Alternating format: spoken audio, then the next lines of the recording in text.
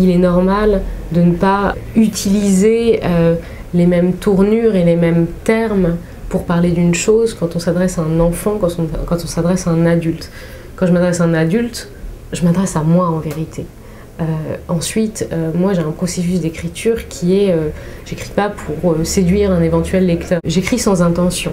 Moi j'écris ce que j'ai besoin d'écrire, ce qui en moi bouillonne, traîne ou alors est obsessionnel depuis un moment, ce qui est le cas de Soliciano mais aussi de tous mes autres textes. Quand je suis dans une écriture jeunesse, c'est différent dans la mesure où par exemple très souvent j'ai le désir de mettre à la portée des enfants quelque chose par exemple qui va être traité dans l'actualité.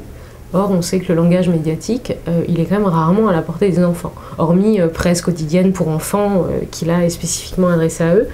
Et les enfants écoutent la radio au même titre que les parents à la table du petit-déj, les enfants passent devant les infos à 20h, les enfants voient les journaux traîner, donc cette actualité dans laquelle on baigne, ils sont également baignés dedans.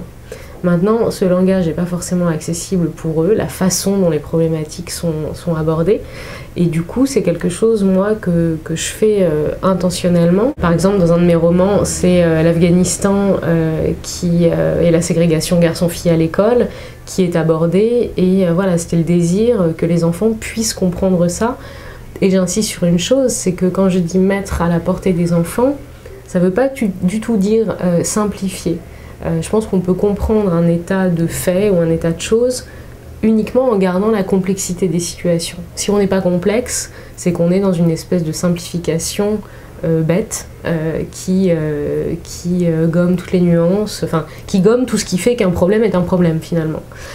Donc l'idée est évidemment de garder toute cette complexité et d'être quelque part simple dans le langage et dans l'approche sans jamais être simpliste.